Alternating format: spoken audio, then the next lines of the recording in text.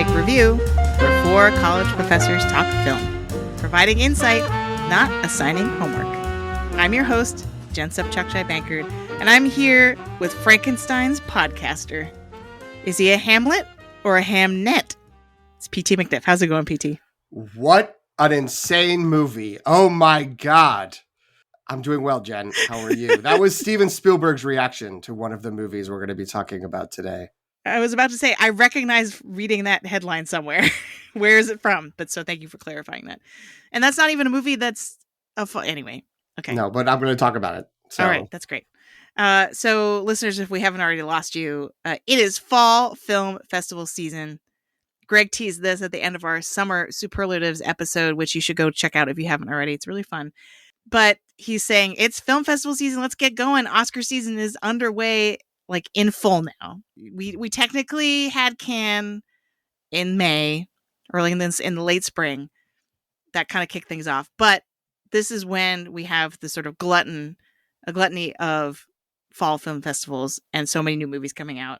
So we had to set aside some time to talk about it. In case you are not aware, the festivals we're going to be covering today and kind of responding to are the Venice International Film Festival, which is kind of known for movie stars arriving on gondolas in fancy clothes. The Telluride Film Festival, which is like the opposite vibe. It's like people wearing famous actors that you might have seen wearing Carhartt like jackets and boots because it's in Colorado.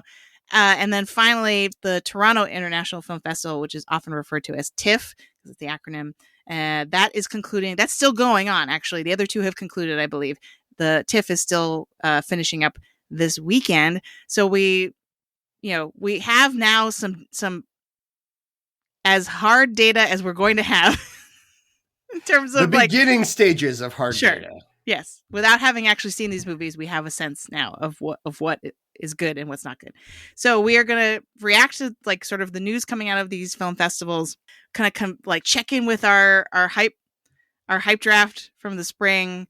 Some of us may be in shambles. We'll get into it. And then sort of talk about like, what does this mean for the Oscar race going forward? What are the tea leaves telling us? So I think we will be entirely spoiler free as far as we know, because we haven't actually watched any of these movies.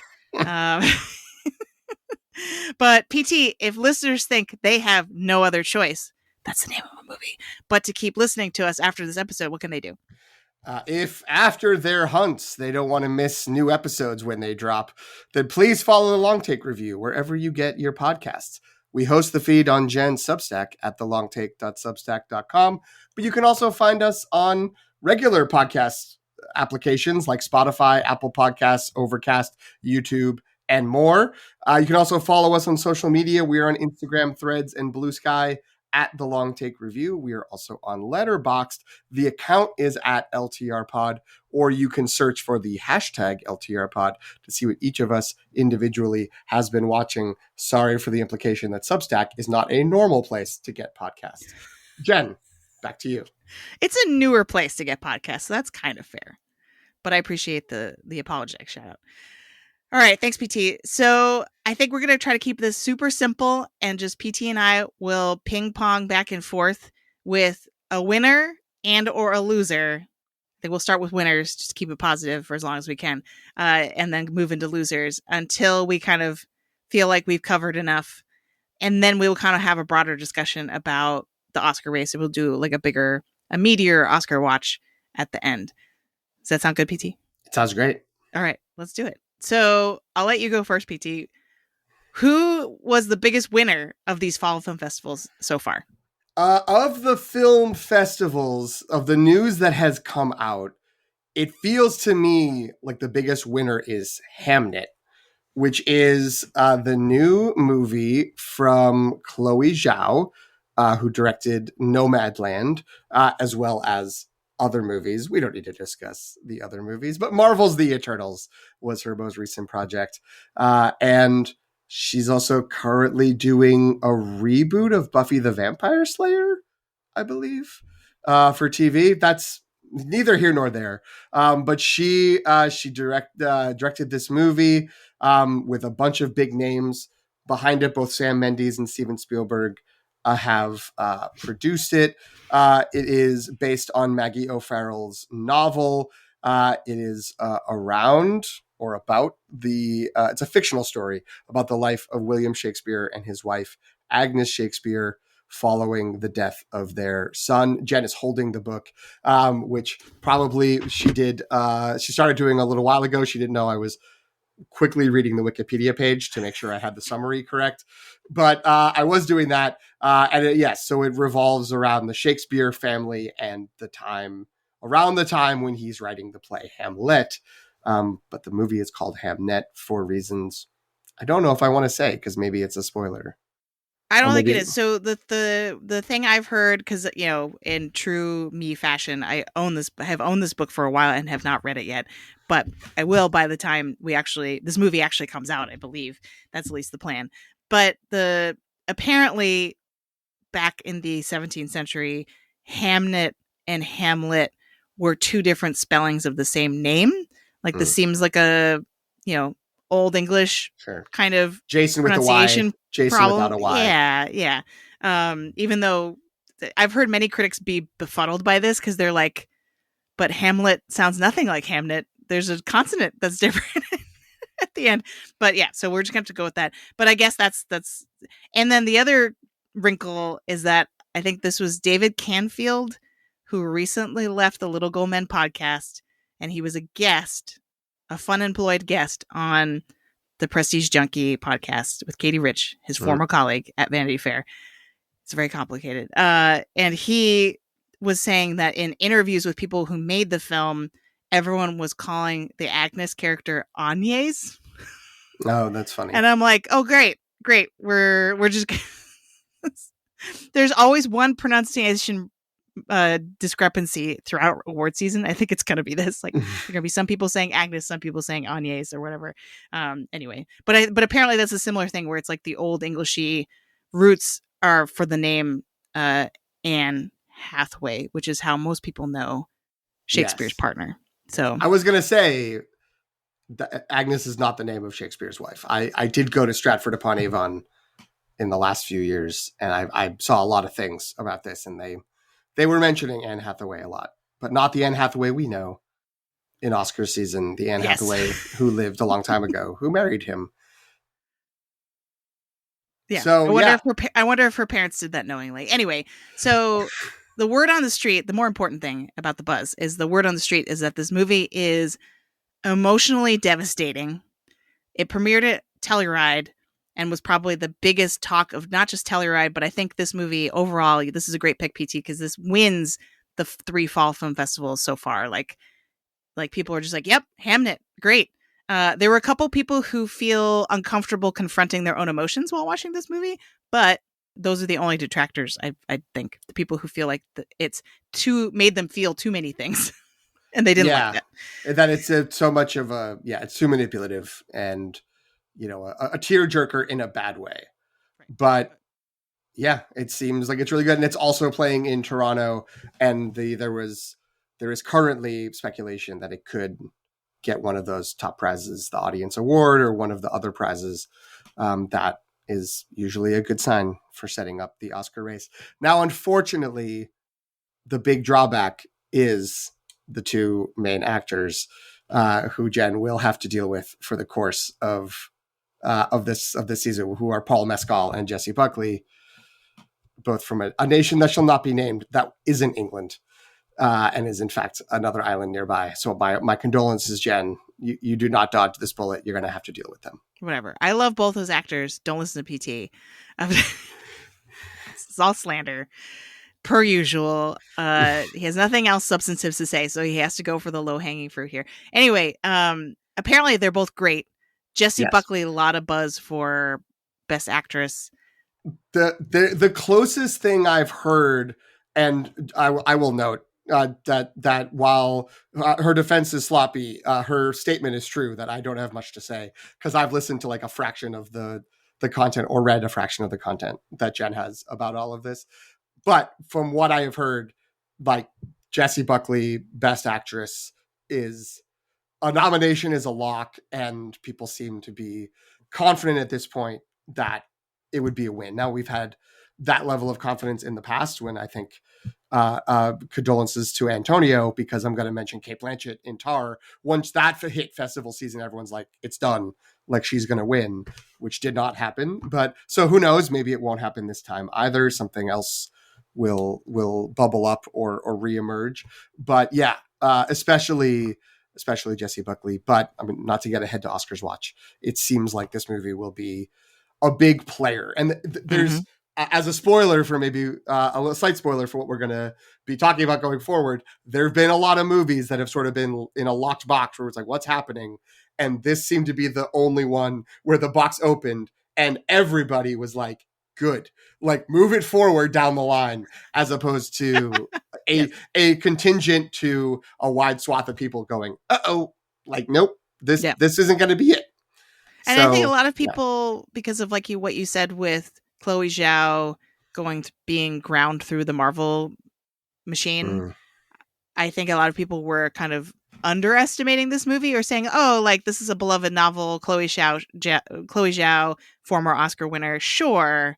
But I think people weren't as high, like, anticipating it as highly in terms of awards prospects or how good the movie was actually going to be. People seem surprised at that. They're like, how impressed they were by it. So yeah, so that's great news for everybody. Especially, may I just add, especially despite what I just said about Kate Blanchett, Antonio makes a comeback in this segment because he did pick Hamnet as his round 4 pick in the hype draft. So right, good job, things Antonio. Are looking up things for looking him. Good for him. Jen, what do you have as a winner? So mine is one that I didn't see coming until it was almost too late. And that is Catherine Bigelow's House of Dynamite. So this premiered, was one of the last films to premiere at Venice. But this was a movie that I think is like a huge winner because no one had been talking about it before. I think when we did our hype draft, the only inkling of it I had was someone on, like, a couple critics on their lists for anticipated movies for the year had said untitled Catherine Bigelow movie. But other than that, we have no idea what this movie is, right? And this is a Netflix movie. So, that's always going to influence its Oscar prospects a little bit, I think. But buzz was really great. People were saying this is a return to form for Catherine Bigelow. We love that she's back. Political thriller, tension cranked up to 11, and just people thought it was really well done. A lot of people were saying it felt good to watch because it was kind of almost like a like they don't make movies like this anymore sort of sentiment, Right. So I'm super excited. I can't remember who's in the cast for this. It was a pretty who isn't cast in the cast? Are you ready? Is that what it is? Yeah. Because it's, well, did you already say the premise? Sorry, I've been doing research while you were looking this up. I did not. So the premise of this is that it takes place in the White House and there's some kind of nuclear arms crisis. That's all I know. A missile is launched by an unknown foreign power aimed at the city of Chicago, which in this fictional universe, the president wants to protect. So president in this case is Idris Elba. There's the next listed person in the cast is a military captain named Rebecca Ferguson. Jared Harris is Secretary of Defense. Tracy Letts is another general. Anthony Ramos is a commander of a military base. Moses Ingram is a FEMA official. Greta Lee is the NSA's expert on North Korea. Renee Elise Goldsberry is the First Lady of the United States. Caitlin Dever is the daughter of Jared Harris. Yeah, I mean, there's a bunch of other people here, but those are the names that are jumping out at me. No disrespect. Lot of LTR faves on there. Yeah, on that list. The reports were very positive. People seemed shocked. I will admit, when it was like, oh, it's a thriller inside the White House about the president confronting a crisis, I was like, I don't want to see that now. I'm not that interested. That doesn't sound fun. Or it sounds like it will be too much fun, and I will long for fiction over reality. However, it seemed to blow the doors off. Everyone kind of was surprised. I mean, the last time Catherine Bigelow released, there was an untitled Catherine Bigelow project. It became Detroit, which no one seemed to think like really came together. And that was like 8 years ago. So I think there was some degree of people underplaying this and undervaluing it. So it's great that people are really pumped about it. Can I note one thing that I only, again, just in looking it up to be like, who exactly, like, what was going on here? A little weird, and I'm curious how this plays out. This is written by Noah Oppenheim, who has written things before. He wrote Jackie, the movie about Jackie Kennedy starring Natalie Portman. He co-wrote the scripts for The Maze Runner and one of the Divergent movies. He is also the president of NBC News and has an entire section of his Wikipedia page about trying to shut down the Harvey Weinstein investigation that Ronan Farrow was doing. So if this does start to get real buzz, I think the Oppo on Oppenheim could get a little wild. Yikes. That sounds like an Oscar villain narrative waiting to happen, honestly. That I didn't know that. That's disappointing. But I was just here thinking blissfully and ignorantly that, oh, won't it be fun that we could possibly have another showdown between James Cameron and his ex-wife Catherine Bigelow, back, really good, a great Oscar throwback, and that would be great. But yeah, so for those of you who don't know, Catherine Bigelow, best known for The Hurt Locker. I would say that's probably her most successful movie. Would you agree? Certainly at the Oscars. I might point to Point Break as her most famous movie. But yes, The Hurt Locker is her most successful movie. She was the first woman to win Best Director. Mm-hmm. And if she somehow pulls it off, she could become, both she and Chloe Zhao could be nominated, and either one of them could be the first woman to win Best Director twice. Yeah, that would be awesome. Which would be crazy. In a good way. Who knew that 2025 would be a year for female directors? Yeah, I didn't have that on the bingo card. How could anyone predict such a swing? PT, do you have a loser? Do I? I do, and I'm going to say my first loser I will pick will be After the Hunt, which I don't feel great about. Even though I might be the softest on Luca Guadagnino across our show, so maybe I should be taking a little more pleasure in this, but I don't, because I have liked Luca's movies, and I was hoping that this would be good and that there would be, some interesting nuance here in this story. This is directed by Luca Guadagnino, who did Call Me by Your Name. He did Challengers. He did Queer, as well as some other movies, but I think those are the big name ones. And it is a movie set on a college, and there is a college professor who is forced to grapple with her. I'm just going to read the premise from Wikipedia and not act like I'm pulling it off the top of my head. A college professor is forced to grapple with her own secretive past after one of her colleagues is faced with a serious accusation. The college professor in question is Julia Roberts. The colleague is Andrew Garfield. This movie also stars Ayo Edebiri, Michael Stuhlbarg, and Chloe Sevigny. And there's been a trailer for this, and the trailer looked off. It didn't look particularly good, in my opinion. But I was like, it's okay. So it's okay. Like, sometimes he's moving, sometimes, especially maybe Luca movies, are not going to translate well to the trailers. That's okay. It was not received particularly well. It is basically it's at a 51% on Rotten Tomatoes. Metacritic. What's his Letterboxd score? At a 54. Great question. I vamp to type, of course, on Letterboxd, as we all know, I mean, it's a 3.4, which is actually not bad. It has That's better than I would have expected. The 4 stars is the most ratings it has, but it only has a few hundred, in its big categories. Right. And then 55 people gave it 5 stars and 23 people gave it 1 star. So, maybe it's not like a full on terrible disaster, but it also feels like the reaction that people were having to it is it's trying to press buttons about sort of Me Too and also about cancel culture and all of that without necessarily having much to say about it beyond like, ooh, isn't this all weird? Like, aren't I being provocative by bringing this up and talking about it? So yeah, again, there was hope. I had hope at least that it was going to be like, oh, there's interesting nuance in here, and they know they're going to figure out a way to tell this story, and it will be engaging and intriguing and interesting, and not what people are saying it is. Which again, that doesn't mean they're right. Like the people at these film festivals, sometimes the buzz it happens and either uplifts a movie or brings down a movie, and then you as an individual can go and see it and be like, I think totally differently. I hated that movie they loved. I love that movie that they hated. Mm-hmm. But in terms of the hype, it went from Luca's overdue. Luca got screwed last year. Luca is going to be a main player this year to, well, that movie's going to come out and kind of like nothing. And maybe an actor will get through, like people love Julia Roberts.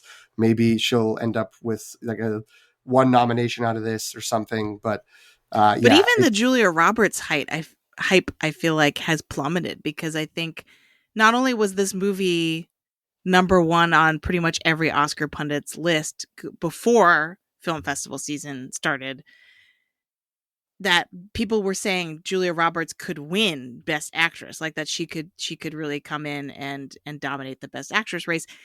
And now people are like, well, like we already had Cate Blanchett do this better in Tar. Yeah. So wah wah. And I'm just like, oh, what? And so, dear listeners, if you want to, I'm not going to ask for your pity necessarily, but I did draft this in our hype draft, and knowing that it had such high prospects and potential for being an Oscar frontrunner at the time, and now how the mighty have fallen. It's really sad. I mean, I was really rooting for Luca Guadagnino. You were right to be hyped about it. Like there was at the time, that was the right decision. Yes. Yeah. There's nothing. Don't feel bad. It's just sometimes the hype lets us down. But the hype was there. It is bad when the main sort of storyline and takeaway that's out there when your movie premieres, that's supposed to be a big like rallying cry for folks to go and support it and get it up into award season, is bad questions from an interviewer during the Venice press thing, where a woman reporter from Italy asked some sort of a question about like, isn't Me Too and Black Lives Matter, didn't that both go too far? But like didn't include Ayo Edebiri in that question, and just asked Andrew Garfield and Julia Roberts. And there's just the like image of the three of them looking like, what is happening? What just happened? All looking kind of dismayed and with like a mix of dismay and anger. And that, I feel like that's the main thing I know about After the Hunt right now that I didn't already know from the trailer, which is not good when that's what the hype is now. If you can seek out video footage of Ayo Edebiri's facial expressions during this moment, is priceless. It's so good, because she's on the one hand trying to be super polite and not just be really angry, but at the same time, if you know her, like if you are familiar with her persona, what she's doing with her face tells you everything that you need to know. It's quite good. So even though it's the situation obviously is egregious, but this is tough. This is not what you want. Speaking of not what you want, Jen, who do you What's have my loser? For a loser? So to go with the theme of, don't do it. I'm so sad. I'm going to do it because I have to. We are all about integrity here on the Long Take Review, even if it comes at a great personal cost.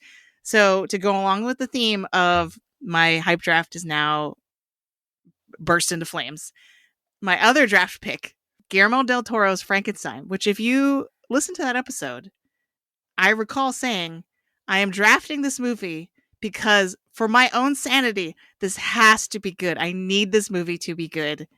For me to be a happy person. Guess what, folks? It's not good. It's not good. Well, the initial reports are not good. The hype is way down, or the reaction's way down. Yes. It's definitely a loser, but we don't know if it's not good. We haven't seen it. So a lot of people are complaining it's too long, which, people have been wrong about that before, especially on this show. That we're like, say what? Too long, impossible. But okay, so I've heard complaints ranging from, I don't understand why Guillermo del Toro allowed so much CGI in this movie. So that's I'm concerned about that. right? Considering his history is like as a master crafts person of production design. So the fact that people are like, why does this look weird in CGI mess? Not good. Also, people are saying that it's just the pacing like is very slow and that it just doesn't do anything for them. And these are people who are like huge Guillermo del Toro fans who admit that they really wanted to like this movie, but they just couldn't really get on board with it. People, the good things people are saying are mostly about Jacob Elordi as the monster. Some complaints or some they doth protest too much complaints that for Frankenstein's monster he's too hot. I don't know if you've heard this, PT.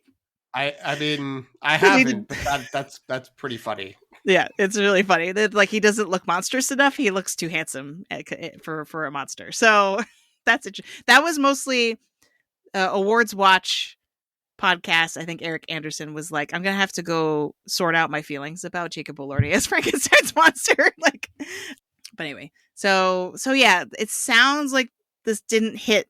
At least not how we wanted it to. That said, I have heard a bunch of critics say, however, once this goes mainstream and hits Netflix, maybe the normies who don't know what good movies are. Wow. They don't say that, but that's what they imply. Like there's still a chance this does very well commercially and popularly, in the culture. So yes. Oh, now, here's the other ray of hope that exists here is I did hear a couple people say the reason it's slow and the reason that like they didn't like it is it hews too closely to the book, which Frankenstein adaptations typically don't. There was that stage show where it was like different. It was like Benedict Cumberbatch and Johnny Lee Miller. Where they swapped roles. Oh, so and they swapped roles. I definitely saw a Fathom Events broadcast of that at some point in a theater, movie theater, I mean. And so I think that also had a similar sort of pushback of just kind of like, this takes a while. There is an issue where Frankenstein, even people who don't go back and watch old movies, like the pop culture idea of Frankenstein is the James Whale movie from 1931, which is like 68 minutes long. It is incredibly fast. And it goes like bam, bam, bam, bam. Like, here's the monster. Like they make them pretty quick and then move onward. And that's carried forward through Young Frankenstein, and which also is pretty, follows that same line. But the book has a lot of different stuff. So I guess my hope here is maybe the Guillermo del Toro people didn't like it, and maybe the Frankenstein like pop culture heads didn't like it, but maybe the Mary Shelley people are going to get enjoyment out of this and can still like at least hang with what's happening. That's not going to help with the potential CGI issue. I did also hear people be like, it looks like the times that people thought Wicked looked bad, this whole movie looks like that. Like the lighting is weird. Everything's too bright. It kind of looks like it's done in the volume, even though it's not. And it's like all that like weirdness, which is kind of just like this like terrible, sludgy, soap opera-y Netflix style that like seems to just seep through no matter how unique a director is. It's really hard for them to break out of whatever filters get put on it. And I don't know if that's a Netflix requirement, if that's, just following, if there's like a, some sort of style guide on it or what, but even when people go and see it in a theater, they're just sort of like, this doesn't look like a movie. This looks like something else. So yeah, it's tough. I'm hanging on to that the Mary Shelley component of just sort of like, it's like the book. People can't take it because it's too much like the book, which maybe means it's a bad adaptation, because if it hews too close to the book, that movie people don't like it. That's an issue, but that doesn't mean I can't enjoy it if I just want to see the book played by Oscar Isaac and Jacob Elordi. But yeah, this was definitely, if you hadn't picked this now, I would have had to go with it for the next round. Yeah, it's a clear disappointment. It was pretty consistent. I think maybe it was only, I can't remember if it was Ryan McQuaid or Christina Bureau, because they did a lot of coverage together. There's a lot of pop culture confidential and Awards Watch crossovers because they're all buddies and they go to these film festivals together. One of them was like, I liked it. so like knowing that was kind of a hot take. considering what everyone else was saying. So yeah, I like your optimism. I'm going to hang on to that. Thank you for giving that. Yeah. That's the seed of optimism. Do you have another winner or loser? Well, I think we do, can but open I it have up. to break the rules a little bit because Okay. this was not a movie that was at the film festivals, Oh, but a movie that has premiered now outside of the festivals and is getting excellent reactions, and that is Paul Thomas Anderson's One Battle After Another. That's the movie Steven Spielberg was talking about when he said, like, oh my God, this movie is insane, or whatever. I said it correctly before. I closed the window with the quote. So I don't remember the exact, whatever I said earlier, quote me on that. But it premiered apparently yesterday, last night of recording. It premiered Monday, September 8th. And it also has been like screened for critics for, I think, like a week or two before then. And people are really positive on this. Like, I think especially when coming out of the festivals with Hamnet having that momentum, but really not a lot of like every other movie. We'll see. I don't know who you have as a winner, additional winner, but every other movie has like, yeah, good, but, or disappointment, maybe, coming like around it, that people kind of be like, oh, what is this season even looking like? Like, what do we have down the road? This is kind of being hailed now as this did it. Like, this is hitting. This is going to be the movie of the moment. And like, people should get psyched for this. Which is good because there's been a couple of trailers and I have liked them, but I haven't loved them. And I've been a little bit like, what's the tone and what exactly is happening? And, you know, I don't know if they're all right. Cause again, sometimes a lot of critic reactions and there was a DGA screening as well. And though that had a ton, like all like 5-star reviews came out on Letterboxd after that, but it was also like, these are directors who got into this special screening. I don't know. They may all say it's great, and then I may go and see it and be like, I don't know. But as someone who did draft this movie in my hype draft, I remain hyped. My hype has only grown. I am, in fact, at the stage. I have secured my tickets for my first viewing of it. I think I'm lining up a second viewing to see it in a VistaVision print at the appropriately named Vista Theater here in LA.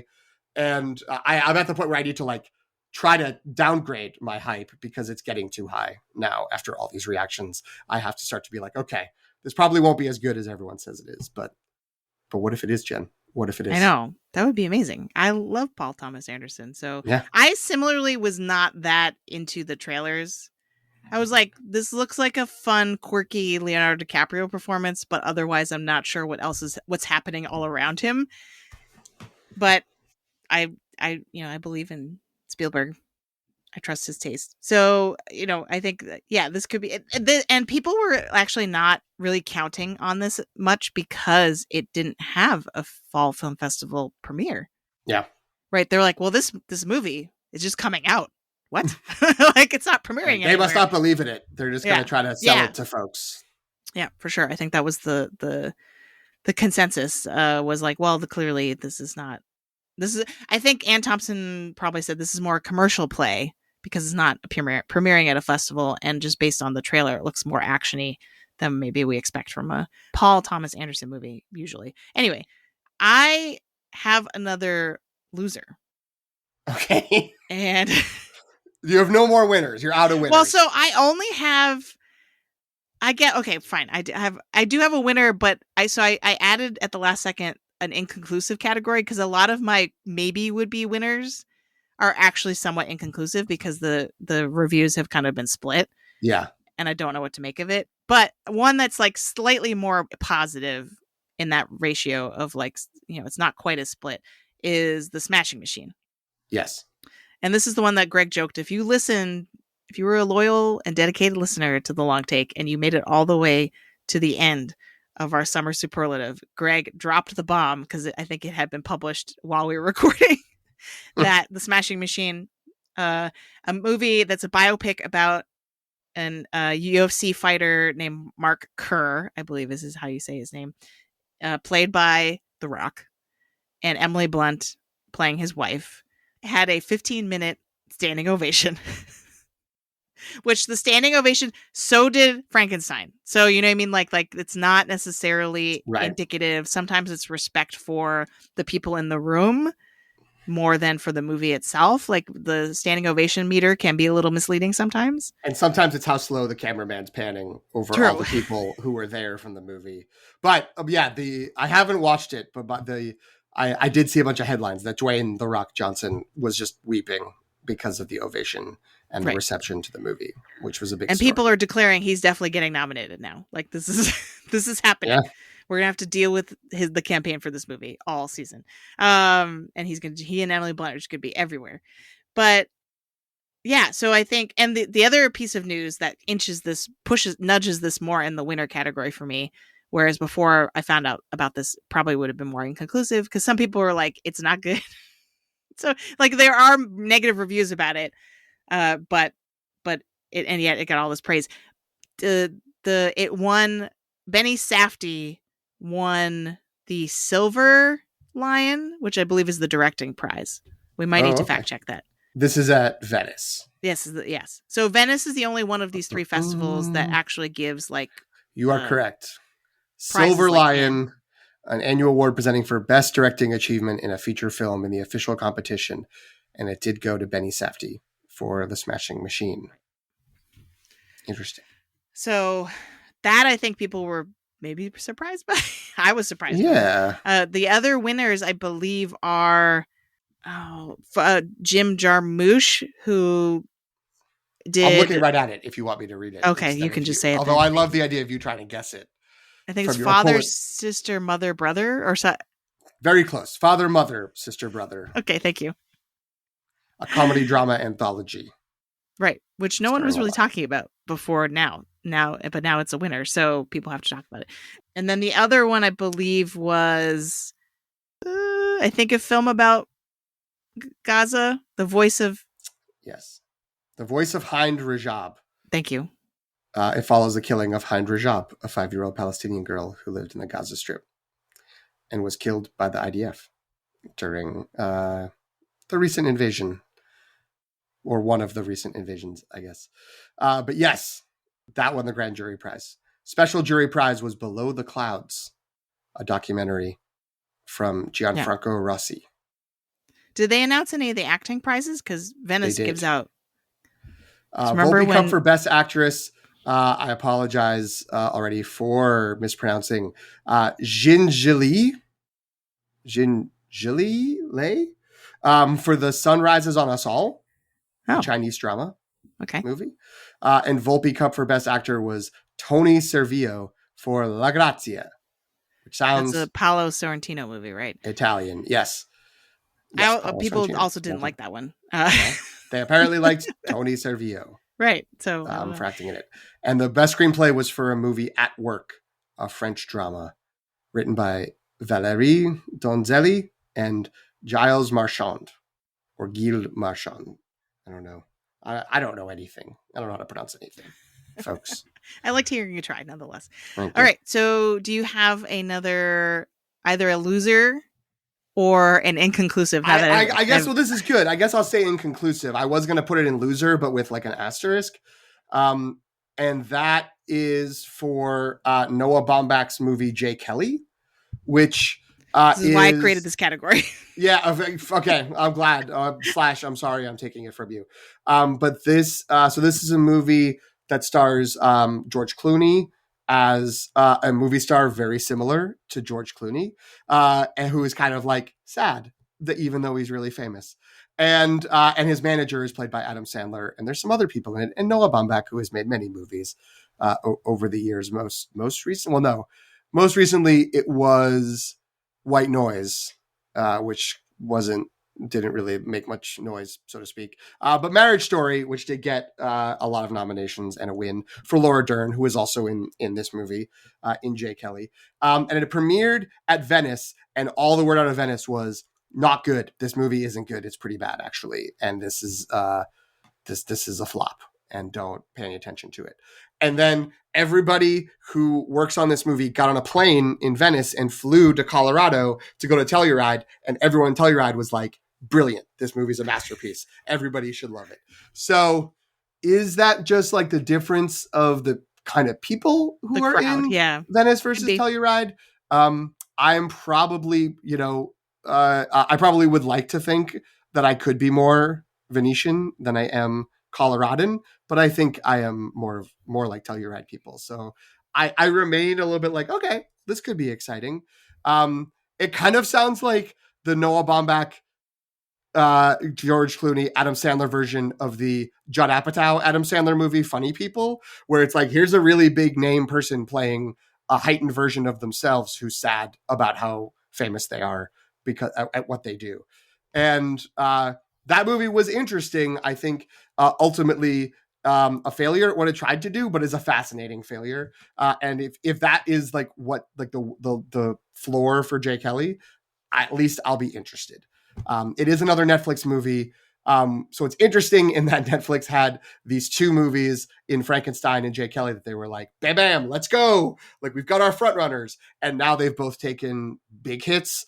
So, luckily luckily for Netflix, maybe unluckily for the world, Netflix has a roster that's like 20 deep, so they can keep pulling things out until they get their All Quiet on the Western Front for the year.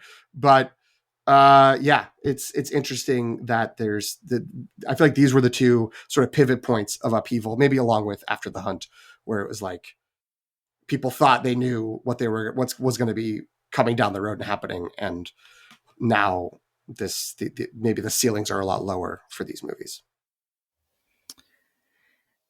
I think a lot of people who have said they liked this movie said it was because they were on board with the sentimentality. And the people who have not liked this movie, so it might be a tone issue that people are expecting it to be, because it's Noah Baumbach, to be a little bit more biting, but it has kind of like a sweetness to it, and it's like a sincerity that people weren't expecting.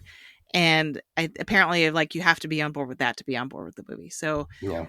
Well, yeah, we'll see. I'm really curious to see which bucket I will fall into when I finally see this. But I'm ready for a George Clooney Oscar campaign. That's all I'll say.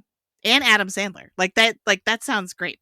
It sounds like Adam Sandler has like a real chance, and there is a kind of, it's very strange to say, but it does kind of feel like there's been sandmentum for a little while towards him. Yes. Getting into the Oscars, and maybe he had that bit at the ceremony last year with Conan. Yep. So I think that was. He got the Indie Spirit Award for Uncut Gems, and That's people right. were mad he didn't get nominated for Uncut Gems. So people are ready. It's interesting. In the year of Happy Gilmore 2, it's possible Adam Sandler becomes a frontrunner for an Academy Award. Greg is just crying wherever he's hearing this right now. Yeah. What do you have another movie? I have another inconclusive. So Hamnet and the Bruce Springsteen biopic, Deliver Me From Nowhere, were the two big premieres, like world premieres at Telluride. Deliver Me From Nowhere, I'm calling inconclusive because not only because I've heard reviews in both directions, but because people can't even seem to decide if this is a cliched music biopic or not. Like, it's like, we can't even agree on that. Like, it's like, never mind if we like the movie or not. We can't even agree if it's like straying from the genre or if it's classically in the genre expectation. So some people are sort of saying, because this is honing in on a very specific period in Bruce Springsteen's life, and it's one in which he had depression, and so it's kind of dealing with a lot of difficult moments, and he's going through, I mean, like, it's not the kind of happy-go-lucky cradle to grave, let's celebrate this artist's life kind of biopic. But at the same time, a lot of people are kind of coming around and being like, but at the end of the day, it's still a pretty cliched music biopic. So, and therefore it's kind of like flat. Like, I think people were mentioning Walk Hard, which is, I mean, that is the burden. But everyone agrees that Jeremy Allen White is incredible. And if you close your eyes, like, you hear him as Bruce Springsteen. Like, so apparently he is winning the I can sing my own songs. I mean, which in a music biopic. Come to once we get around to our next Oscar Fairy flashback, we will have to have a conversation about how important it is for actors to sing do your own singing. I mean, and not lip sync. Well, yeah. It's tough. Yes, I will also say that a lot of hype around Jeremy Strong for supporting actor playing Springsteen's manager, and also a producer, John Landau, and also a little some similar positivity, but with the sort of but Jeremy Strong is the clear like core supporting performance, but also some support for Stephen Graham, who plays Mr. Springsteen, Bruce's dad, and he's coming off of Adolescence, Adolescence. the Netflix miniseries, which that like I just feel And like who there's knows how always many an Emmy win or how many I Emmy have to wins think that that yeah, series is going to get. people really I mean because not only was he the the star or one of the stars of the show, but he also like had the idea and was just sort of like he developed it and produced it, and so it's like his thing.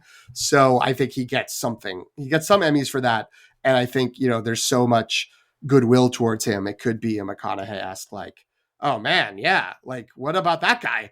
He's also been around as like a well-loved, I think, character actor, and again that guy for a while. So yeah, I mean, there's definitely stuff here. My two things are this. One, it does sound like it's following in a complete unknown's footsteps of let's take this like pivotal period in this artist's life and just do that. And I think that does work better. And to me, at least, makes it all feel less walk hard than one of those ones where even if it's doing just We like can say Bohemian Rhapsody. 5 years. Oh, sure, but I mean, I was thinking walk once Walk Hard came out, what all the other biopics that trace an entire career or at least trace like 5+ years of a career started to feel like they're trying to do the Walk Hard thing again, but like Walk Hard already destroyed this. But when you just focus on one thing, like a complete unknown, sidestep that because it did that. So that's good. The downside for me is I don't like Bruce Springsteen as much as I like Bob Dylan. I respect Bruce Springsteen, but I don't care. So like, I don't really want to listen to Bruce Springsteen, let alone Jeremy Allen White pretending to be Bruce Springsteen. But that's me personally. All that being said, I will say this: Dylan : a complete unknown does worse than a complete unknown. And the fact they added Springsteen to the title on this gives me question marks about like how confident are they that this movie will connect outside of like outside of a circumscribed circle, and they would rather have people who are like, oh, I like Bruce Springsteen, like be aware of the movie. And I don't know. I think that will hurt the movie that it's coming out with his last name in the title. Maybe that's foolish. But yeah, I think that there's a lot of Mission Impossible Dead Reckoning Part 1 or not energy there potentially in terms of a lot of meetings happened around that. Right. I've got one more winner. Okay. If you don't mind, we have not finished the Toronto Film Festival, but I got to put out a winner. Wake Up Dead Man, a Knives Out mystery, the third Benoit You're just trying Blanc to curry film. favor with Greg. I'm not. I'm because I'm legitimately excited for it, and the reviews for it were all very strong. People were into this. I mean, maybe not all very. I'm sure there were some that were negative. I didn't see any negative ones immediately, but I also wasn't going out and looking for them. It feels like a lot of stuff here, and there's also people in this cast, and I'm thinking especially of Glenn Close, where it's like if suddenly the front runner movies are all, not all, but a lot of them are shakier, and things are not as solidified as one might think by November, December, when this comes out in theaters and then hits Netflix. Is it possible that another screenplay nomination and also maybe a supporting actress nomination for Glenn Close, who has never won and keeps being nominated for movies where people are like, is this good? But like, what if this movie's good and she's good enough in it that people are like, yeah, whatever, give it to her for this. It's fine. Like, that seems not outside the realm of possibility. I'm just saying that now. But yes, that was one of Greg's hype draft picks. But also, I think at least three. I don't know where Antonio stands on these, but three of us. Do you think it has a chance at the Audience Award? Maybe. I don't remember what else. I have to look through what else is. Just to start listing movies that we haven't really talked about. But there's Train Dreams, Smashing Machine. We did mention Sentimental Value is playing there, but these are all special presentations, but I think that's also where Wake Up Dead Man was. Those are eligible, right, for the Audience Award? I believe so. I don't think it has to be in competition in the gala because presentation. they don't do that at TIFF. Like, you know what I mean? Right. Like, it's not like Cannes and Venice where So I mean, they it's have in competition possible, out of but there are movies that like are came had the can bump. So If I Had Legs, I'd Kick You as well. I think that was a Sundance bump. People like that. It was Just an Accident, which I think was one of the big winners, right? At Cannes. So there's a lot of movies there that. But remember, TIFF Audience Award tends to lean crowd pleaser a lot of the time. So I mean, it could be Hamnet if that movie's really picking up momentum. It could be there's this Brendan Fraser movie called Rental Family. Do you know about this? I have heard of that. I didn't put it in our Google Doc, but it is because I forgot it was premiering at TIFF. It is the premise of it apparently is Brendan Fraser plays an actor who has lived in Japan for many years, and his job is that people can rent actors to role play as family members in their real lives. And he apparently, a lot of the humor of the movie is that because he's white, like he's very popular because there's aren't many white people in Japan. Yeah. Like he's a token white guy and that gets called upon. And then comedy ensues. So I mean, I've seen the trailer for this. It actually looks very cute. So because of that, I can see people maybe being like, "Oh," like, and then voting for it for. That's true. There's also Roofman, the Channing Tatum. I don't know anything about this movie. Crime movie done by the director of Blue Valentine and The Place Beyond the Pines, Derek Gianfrance. Channing Tatum, Kristen Dunst, Ben Mendelsohn, Lakeith Stanfield, Juno Temple. So fun. Peter Dinklage there at the end. I have another sort of inconclusive, but I think maybe winner, and that is The Testament of Anne Lee. Yes. And that is the team that brought us The Brutalist, but swapping who's in the lead. So Brady Corbet directed The Brutalist, but now he is the co-writer, and his wife, Mona Fastvold, is the director of this film. So I would lean inconclusive only because people are like, this is a weird musical about Quakers, or is it Shakers? I can't remember now. I believe it's Shakers. Shakers. Spinning off from Quakers. Okay.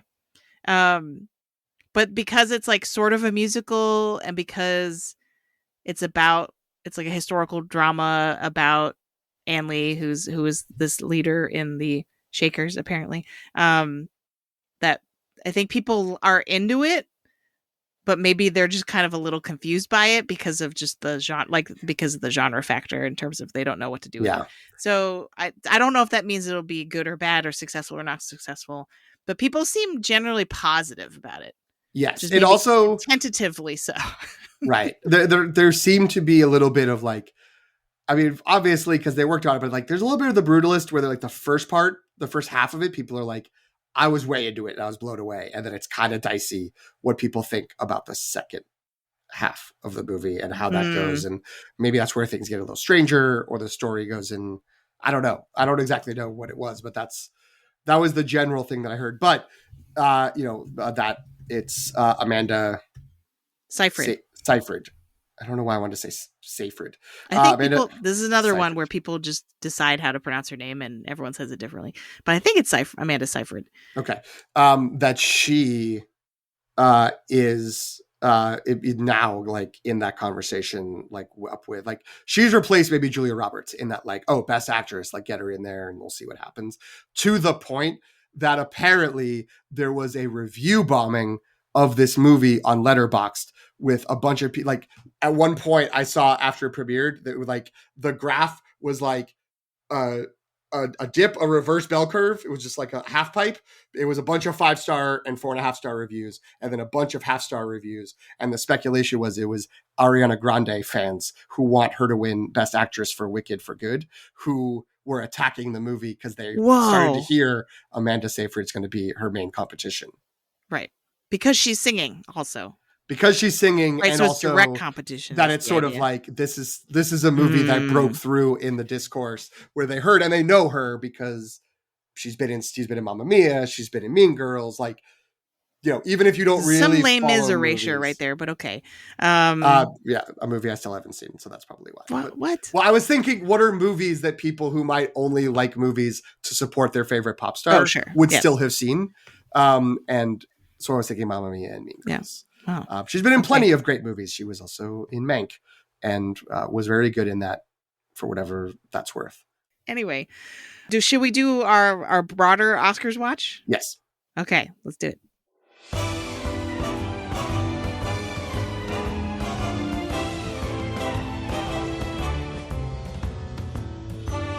So I didn't necessarily have a structured plan for this, but what do you feel like the strongest takeaways in terms of looking into the Oscar season ahead? I mean, I think to me, it feels like what are things being taken off the board? And Right. and I also think that this may be the best place to say what I was thinking when I was most recently listening to one of the podcasts about this. I want to say it was Mike, and Oscar. I was listening to their sort of festival, the not Toronto, but the other two festival wrap up one, and they were kind of like, yeah, a lot of negative, like a lot of movies that didn't pan out, and I started wondering, is it the fact? Oh, and because they were also saying that maybe it's the sort of like resetting of things after COVID, that it was like we had COVID, we had the pandemic, and then there was like a year of I can't believe we're back, and so everyone was excited for, like, everyone in Venice Also was the excited strike about the movies, and then the strike hit, and then it was, oh, what's happening, and then it was, oh, what's happening in the year after the strike. And so, like, this is the first, like, normal year, but I also was like, oh, you know what, this is also the year that people have been talking about for like 2 or 3 years, that it's like, let's just wait till 2025. Survive to 25. Paul Thomas Anderson's got a movie. Spielberg was supposed to have a movie. Tarantino was supposed to have a movie. And then there was, and then Mona Festival will do a movie. Blah, blah, blah, like another Guadagnino, another Lanthimos Chloe we haven't Zhao, talked yeah. about. Another Chloe Zhao. Like, oh my God, like this is going to be Bigelow might do a movie. This is great. And so were the critics almost like too hyped, or did they see the hype and they're kind of, that got their sort of hackles up about just like, well, prove it to me, like prove this is actually the great year everyone says it is. We did go all this time without mentioning Yorgos Lanthimos' Begonia, which has been getting some I would put that as inconclusive. reviews. That was going to be one of my inconclusive. Okay.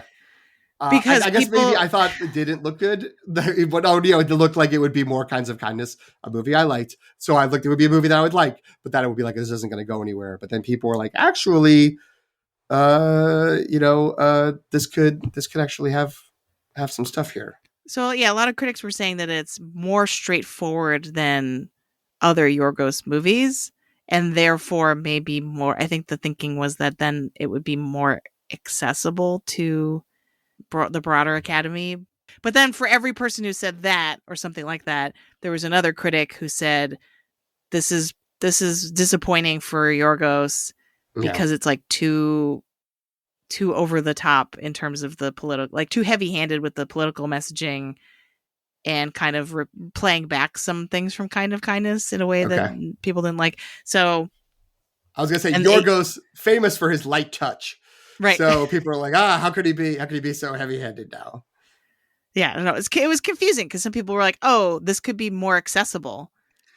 I won't say, but then other people were like, this is more like Kinds of Kindness than it is The Favorite or Poor Things, right? Like, so. Well, yeah. Or that The Favorite and Poor Things had that sort of, I don't know, almost like fairy tale, right, like and feeling period to it.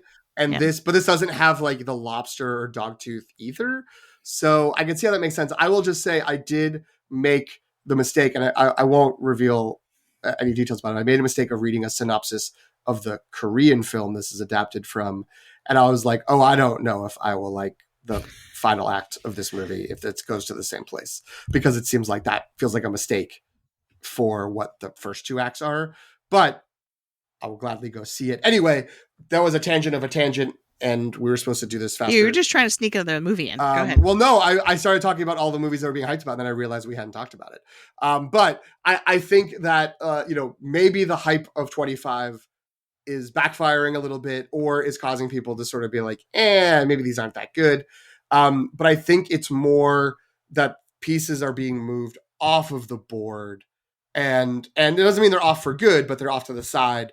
And so, there's Oscar contentions for Jay Kelly. There's Oscar contentions for Begonia. And maybe even After the Hunt still might have some acting stuff in there, but none of them are in the conversation. It seems like, they might be 7 through 10 slide into Best Picture, but they're not really going to be in competition. So, it's not, I don't think the race is clearer in any way, but it is a little bit like, all right, well, we know what it isn't as of now.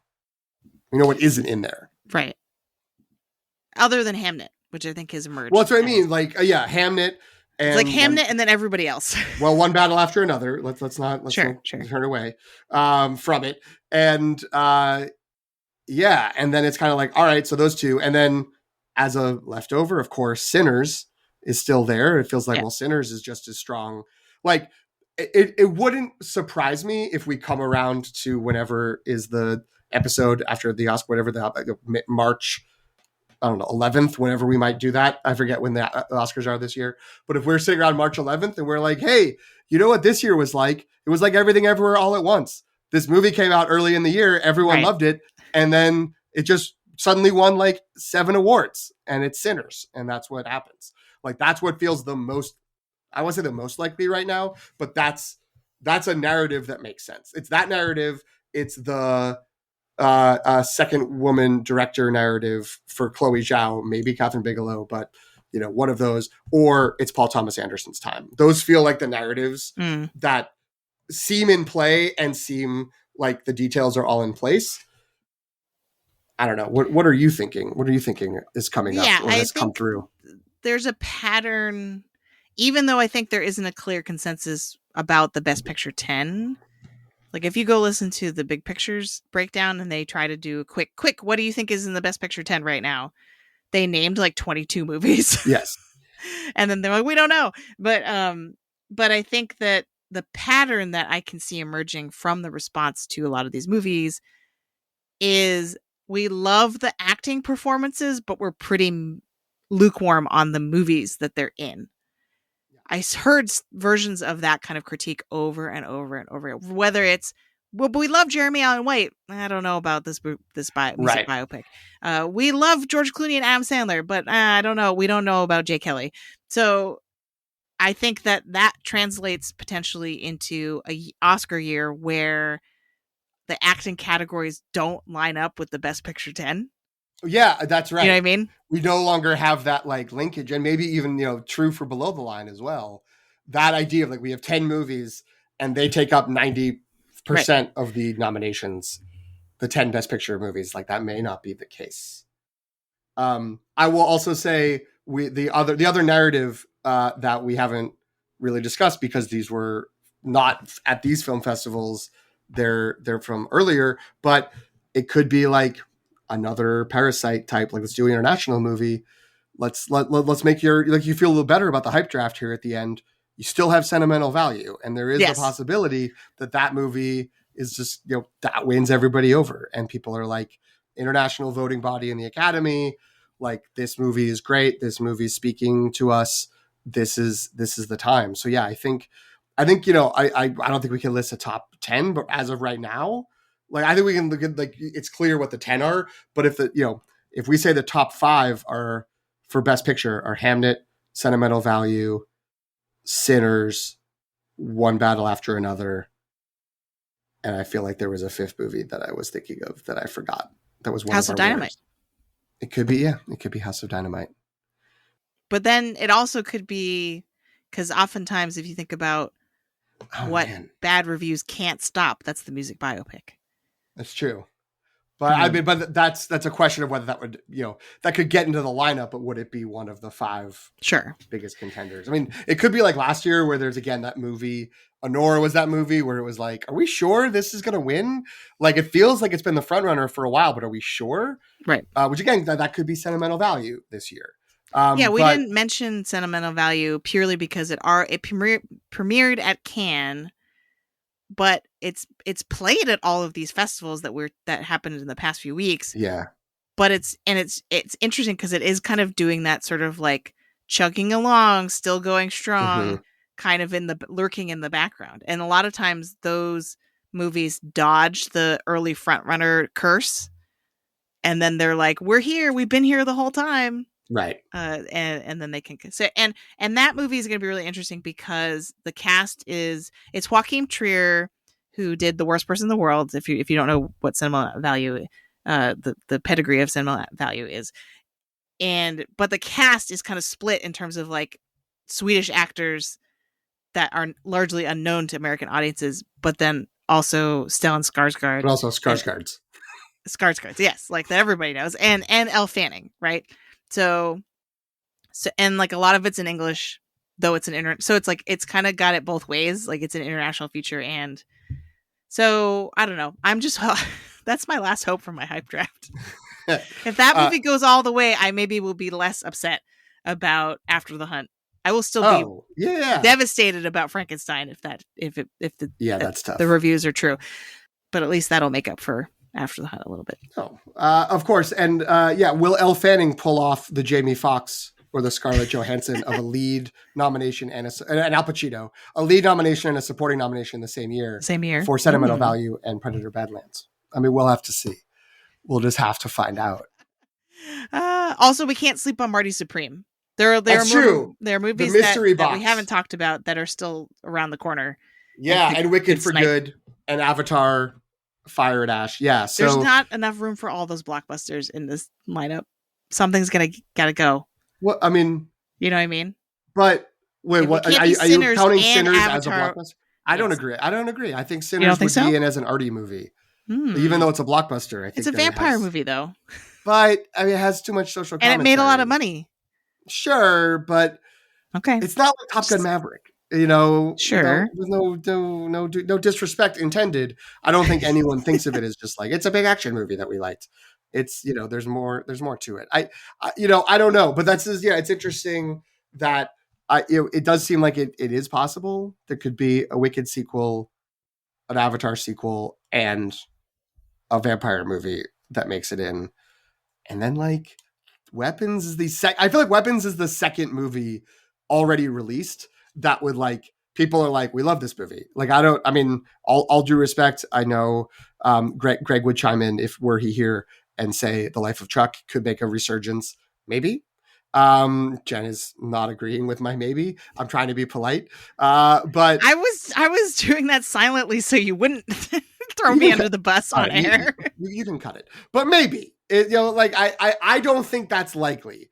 I think that movie's kind of wrapped up. And I don't know if another Stephen King adaptation starring Mark Hamill that's about to come out is going to like elevate that to be like, oh wow, yeah, we should think about that other one too and start giving it awards. But I don't know if there's a lot in the past, apart from Sinners. I don't think Weapons could get there with Sinners and Avatar and Wicked. But it's very interesting. Like, it could be only one of those, presumably, $400 million, box office. I forget how much Sinners got, but, many hundreds of millions of dollars, but maybe only one of those can get in between Sinners, Avatar, and Wicked. And there's a bunch of these smaller movies that make in. I don't mean smaller in a bad way, but just, not big money makers. But, it also seems possible that those movies all get in and you get Ariana Grande and Cynthia Erivo, and that's it in terms of acting out of that. I mean, I would like to hope Michael B. Jordan could get nominated if Sinners is going to get nominated for Best Picture, but who knows? And like, yeah, it is very possible. It could be these movies that are like, we don't know about the movies, but we love the performance, does populate the acting categories in a way that, is very traditional, is very, sort of when you look back at the 90s and the 2000s and you are sort of thinking like, oh yeah, these were the 5 movies that got nominated back when it was only 5. Like, what were the acting nominations? And then you're like, what are these movies? Like, what is happening? Yes. Like, this is wild. There's always like a couple of movies you have barely ever heard of. And that could be some of these Netflix movies this year. I don't know. I will also note, I was realizing as we were talking, there could be it could be 3 out of 5 women. 3 out of 5 of the directing slots are women if Mona Fastvold ends up getting any momentum with her movie, and plus Chloe Zhao and Catherine Bigelow. So That would be great. wild. Wouldn't that be fun? It Although, would. It's only But real because equality because if it's it would be 5 nominees, fun, Jen. it's not going to happen probably. No. Yes. The other movie we didn't mention was Park Chan-wook's No Other Choice. I guess I joked about that in our opening, but then we never actually talked about it. But that one also a winner. I just didn't know where to place that in our conversation. Yes. But that one could potentially break through because Park Chan-wook as a director is so beloved, and kind of people are saying it's like it might be his time, right, to step forward and actually get his Oscar glory. Yeah. But that one is one of the ones that could cross over from international feature to the Best Picture 10. I would say the same thing probably of It Was Just an Accident, the Jafar Panahi, that's his name, right? Movie that, again, we didn't talk about in this episode a whole lot because it premiered at Cannes and won the Palme d'Or. And so it's doing just fine. But I think people are still saying that it's doing well. I think Jafar Panahi might have even gotten a medallion at Telluride. I think he got a similar thing to what Noah Baumbach got. Yes. And that's not winning an award competing against other movies. That's a pre-planned, we would like to honor you. Like a lifetime achievement but often award. helps with Oscar campaigns. Yes. So a lot of critics were sort of saying that the medallion, awarding the medallion to Noah Baumbach right before they watched Jay Kelly unduly influenced their positive review of Jay Kelly. Because they were like, we love you, Noah Baumbach.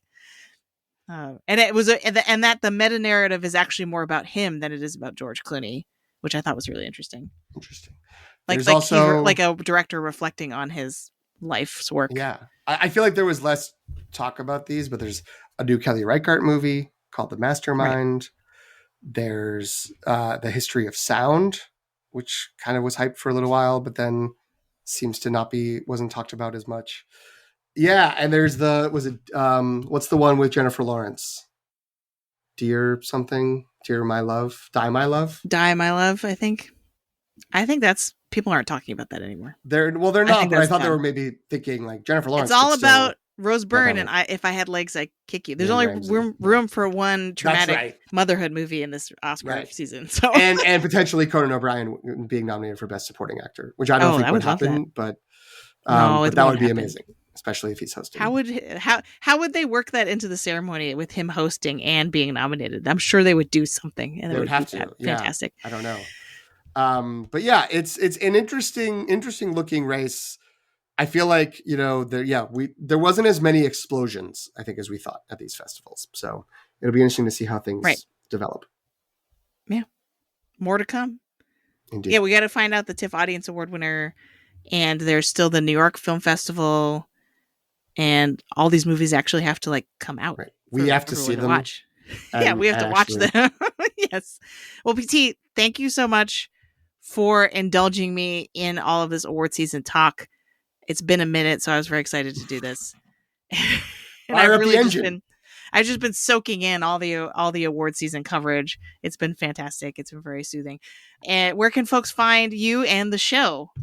They can find me on Letterboxd. The account is at PT McNiff, PTMCNIFF. You can also find the show there at LTR Pod, or you could follow the show on Instagram, Threads, or Blue Sky at The Long Take Review. You could send us emails, thelongtakereview@gmail.com, or you can just subscribe to the podcast wherever you're listening right now. You can subscribe, follow, add, whatever the button says. Hit the button and listen to new episodes as they come out. Our next episode, we can tease it, I believe, is a guest list episode with our friend Ross Holleben, who's coming on to discuss Casablanca. Speaking of Best Picture winners, one of the greatest movies of all time. I'm just going to be fawning over it whenever I get a chance to talk during the episode, saying how great it is. So I'm very excited to discuss that. Jen? Stone Cold Classic. Unbelievable. Jen, where can folks find you? You can find me on Instagram, Threads, and Blue Sky at Sopchakchai, SOPCHOCKCHAI, and on Letterboxd at Qui-Gon Jen. We mostly kept that to an hour. Yeah, with edits, this will be an hour. Probably. Can't say the same about Frankenstein. Yeah.